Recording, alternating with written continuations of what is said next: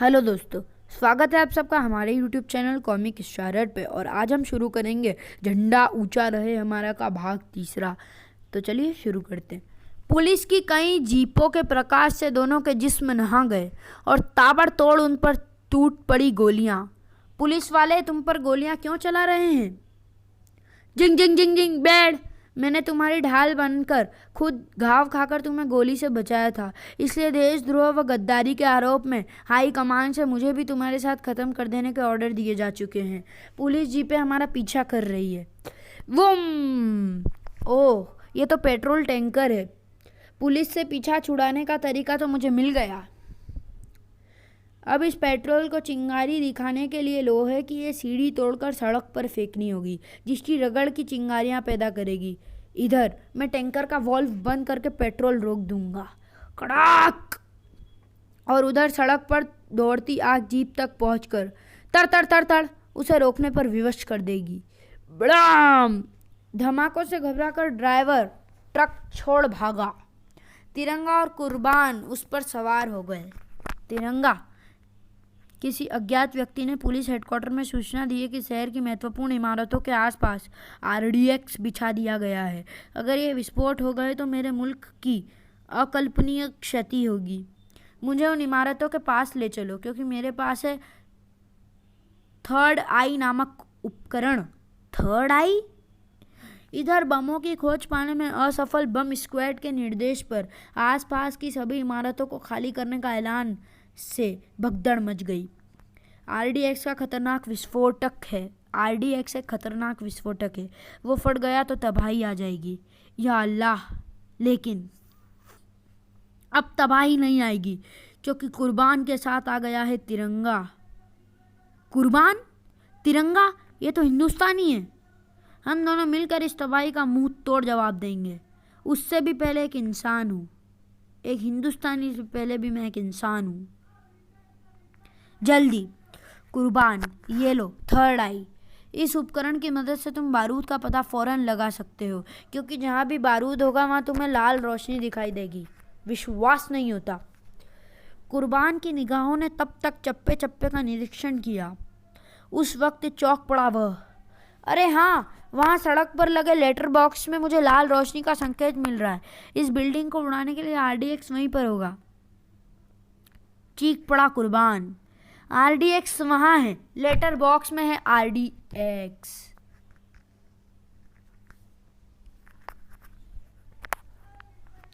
RDX वहीं मिला। इसे निष्क्रिय कर दो। इसी के साथ चारों ओर गूंज उठे वे दो नाम, तिरंगा और कुर्बान। जल्दी करो, यहाँ से चलो, क्योंकि अभी हमें दूसरी बिल्डिंगों पर लगाए गए आरडीएक्स को भी हटाना है।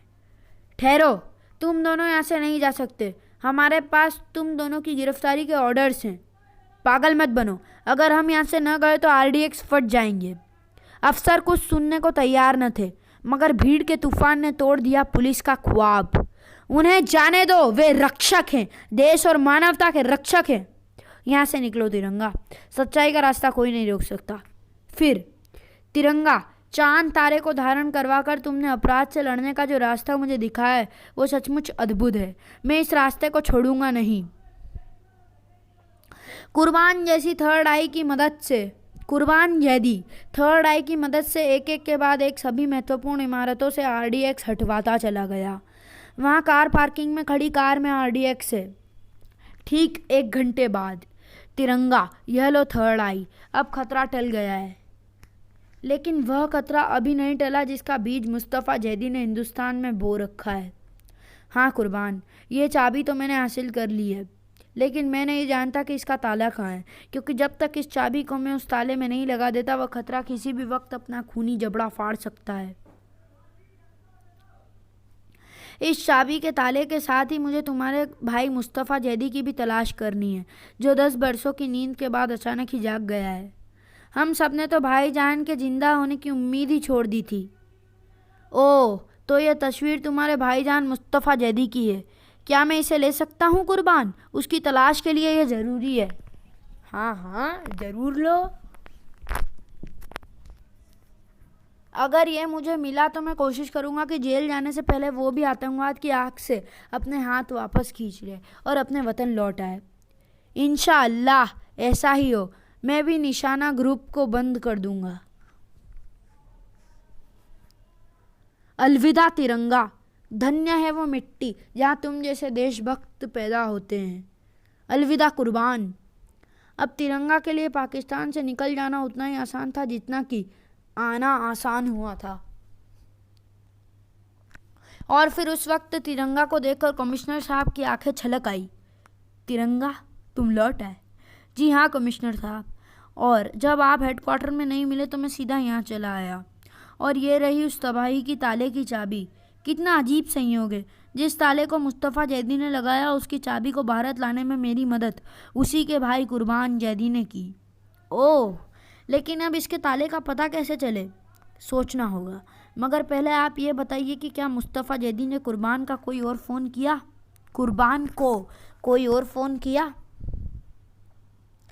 मुस्तफ़ा जैदी ने कुर्बान को लॉकर नंबर बताने के लिए किया था। उसके बाद उसने दूसरी कोई कॉल नहीं की। और उस वक्त रहीम भी मेरे साथ था। कहीं मुस्तफ़ा जैदी बाहर से मेरी लाइन में तार जोड़कर तो ये फ़ोन नहीं करता रहा? हो सकता है, पर फ़िलहाल मुझे इस चाबी के ताले तक पहुंचने के लिए एक एटलस बुक चाहिए जिसमें प्रत्येक स्टेट के नक्शे हों। मैं तुम्हें एटलस देता हूँ। हाँ, मिल गई। लेकिन तिरंगा, इस किताब में तुम क्या ढूंढना चाहते हो? ये किताब मुझे उस जगह का पता बताएगी जहाँ मुस्तफ़ा द्वारा मौत दफन की जानी थी या कर दी गई थी। हैदर ने अपने बयान में मुझे बताया था कि मुस्तफ़ा जैदी जब भारत आया था तो उसके साथ 50 किलोमीटर तक मार करने वाली मिसाइलें व परमाणु बम थे। और अगर ये मिसाइलें चलती तो उसकी रेंज में दिल्ली, पलवल, हापुड़ और मेरठ को आना था। ये सभी जगह उस स्थान से 50-50 किलोमीटर दूर है जहाँ से मिसाइलें छोड़े जाने का प्लान था। अगर हम इन जगहों से 50-50 किलोमीटर की दूरी वाली जगह देखें तो वो जगह है गाज़ियाबाद साहिबाबाद के बीच पड़ने वाले मोहन नगर बाईपास, क्योंकि मोहन नगर से हापुड़, पलवल, मेरठ और दिल्ली की दूरी 50-50 किलोमीटर है। कमिश्नर साहब, मुझे पूरा और पक्का यकीन है कि परमाणु बम और उन मिसाइलों का जाखिरा हमें मोहन नगर में ही कहीं दफन मिलेगा। मार्वलस, तुमने तो कमाल कर दिया। मोहन नगर कोई बहुत बड़ा एरिया नहीं है। हम उसके चप्पे चप्पे को छान कर मिसाइलें और परमाणु बम का पता लगा लेंगे। फिर अब तो हमारे पास थर्ड आई की भी सुविधा है। हेलीकॉप्टर की मदद से बारूद ढूंढने में कोई मुश्किल नहीं होगी। अरे क्या हुआ? तिरंगा, तबाही के उस ताले की चाबी को मैंने 5 मिनट पहले यहीं तो रखा था, पर अब वो यहाँ नहीं है। क्या? यहाँ से उसे कौन ले जा सकता है? उसी क्षण कार के टायरों की जबरदस्त चीख पुकार गूंज उठी। क्लिंच! कार को इतनी तेज गति से कौन लेकर जा रहा है? ओह, रहीम, तो गद्दार वही है। ओह नो, कार रहीम ड्राइव कर रहा है, मगर कार में दूसरा कौन है ये नहीं दिखाई दे रहा। क्लिंच! शायद ड्राइवर रहीम के साथ मुस्तफ़ा जैदी हो। हमें बातों में लगवाकर चाबी वही उठा ले गया है। और इससे खतरनाक बात दूसरी कोई नहीं हो सकती। उसे रोको तिरंगा, उसे रोको। मैं जानता हूँ कि वो कहाँ गया होगा, लेकिन हो सकता है कि मैं उसे न पकड़ पाऊँ। अगर ऐसा हो गया तो फिर मोहन नगर में मुझे कहाँ पहुँचना है ये जानना मेरे लिए मुश्किल हो जाएगा। आप फ़ौरन एक हेलीकॉप्टर लेकर वहाँ पहुँचिए कमिश्नर साहब, किसी भी सूरत में और जल्दी से जल्दी। अगर उसने ताला खोल दिया तो गजब हो जाएगा। तिरंगा नीचे पहुँचा। इस वक्त मुझे जीप की सख्त ज़रूरत है। जीप को उसने आंधी तूफान की तरह दौड़ा दिया। मुस्तफ़ा जैदी इस वक्त सिर्फ और सिर्फ मोहन नगर जा सकता है। क्रिंच! मोहन नगर जाने के लिए वो सबसे शॉर्टकट रास्ता अपनाएगा, जो कि नोएडा मार्ग और पटपड़गंज की ओर से होकर जाता है। अगर उसकी कार इस रास्ते पर कहीं दिखाई नहीं पड़ रही, मगर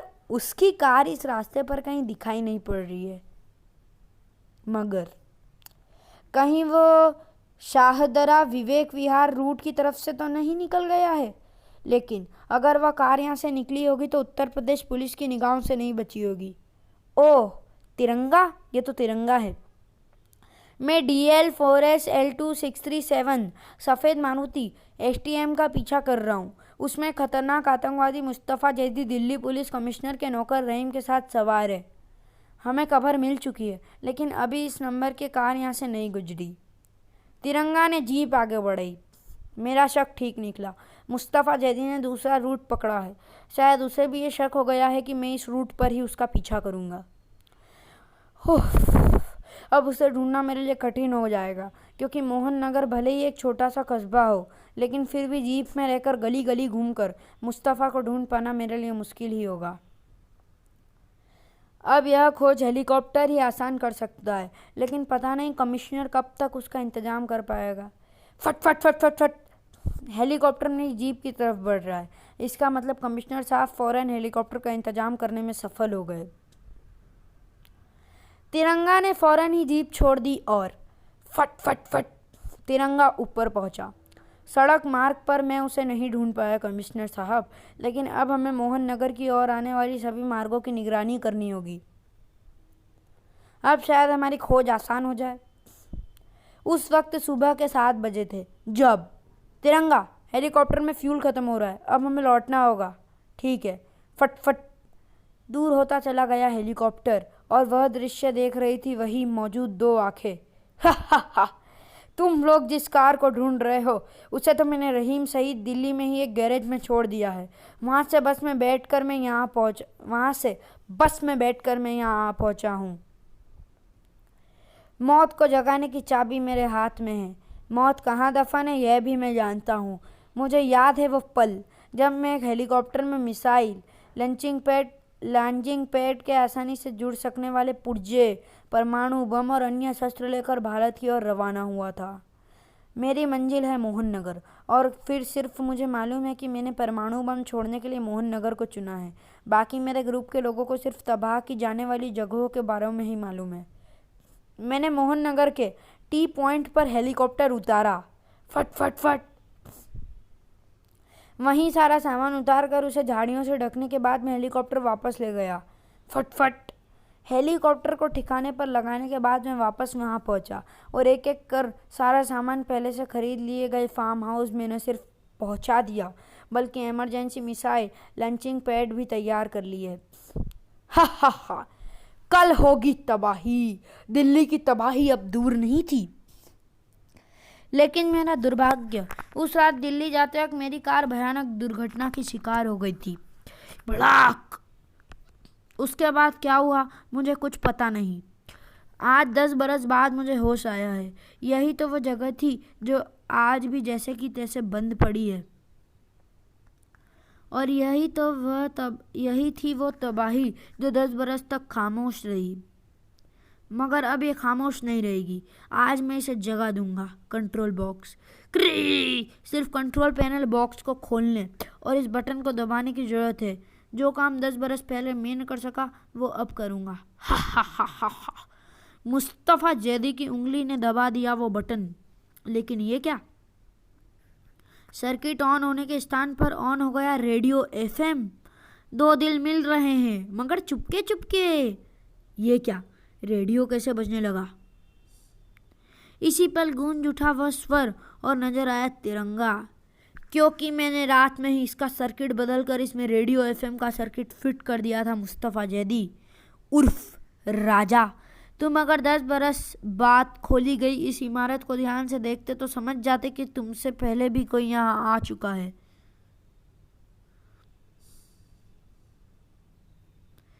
कल रात यहाँ मकड़ी के जालों के बेशुमार छत्ते बने थे। जब मैं थर्ड आई की मदद से बारूद ढूंढता हुआ यहाँ आया, तिरंगा के होठों पर बेहद ही प्यारी मुस्कान थी। राजा, वो चाबी तुम कमिश्नर साहब के कमरे से ले भागे थे, उसकी एक नकली चाबी मैं पहले ही बनवा चुका था, क्योंकि वही चाबी ही मुझे उस मुस्तफ़ा जैदी तक पहुंचा सकती थी जिसकी पहुंच कमिश्नर साहब के घर तक थी। मुझे तुम पर शुरू से ही शक था। मुझे उम्मीद थी कि तुम चाबी उड़ाने की कोशिश ज़रूर करोगे, लेकिन यह काम तुम कब करोगे यह मुझे नहीं पता था। मेरा प्लान तुमसे पहले पहुंचकर बमों से सर्किट बदलने देने का था, ताकि जब तुम यहाँ पहुँचो तो मैं तुम्हें रंगे हाथों पकड़ सकूं।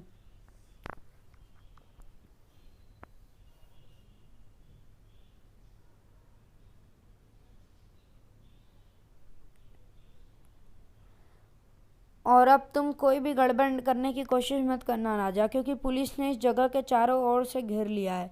वो देखो, तुम्हारे नाना स्वयं चले आ रहे हैं। राजा, ये सब क्या है? मैं बताता हूँ कमिश्नर साहब। अब मैं पक्की तौर पर कह सकता हूँ कि मुस्तफ़ा जैदी मर चुका है। इसे कुदरत का करिश्मा ही कहा जा सकता है, लेकिन ये सच है कि मुस्तफ़ा जैदी मर कर इस जन्म में आपके नाती राजा के रूप में पैदा हुआ है। किसी वक्त अचानक राजा की पूर्व जन्म की वह मेमोरी जागृत हो उठी, जिसमें मुस्तफ़ा जैदी की यादें भरी थी। राजा का पवित्र कुरान की ओर आकर्षित होना भी इस बात का सबूत है। फिर कुर्बान को बच्चे की आवाज़ ने निर्देश दिए हैं, उसमें मुस्तफ़ा जैदी की आवाज़ का ही हूबहू लहजा था। तो मेरा शक तभी पक्का हो गया था कि राजा ही मुस्तफ़ा हो सकता है।